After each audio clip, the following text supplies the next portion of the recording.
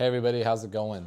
So today let's talk about things that you should know before you come to China, or if you decide to move to China, some little pointers that will help you out.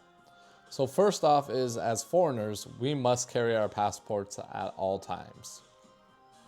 I have friends that have been in bars and clubs, police have came in and checked for your passports, and you were detained until somebody brought it to you.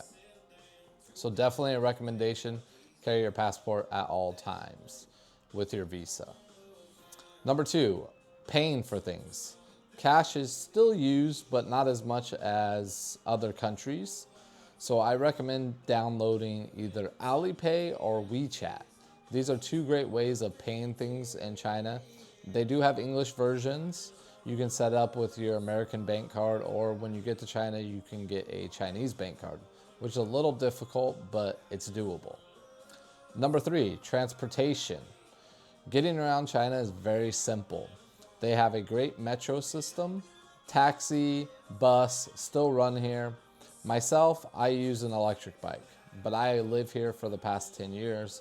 So for me, it makes sense. If you're gonna move here, that's something I would recommend. Number four, travel to other cities.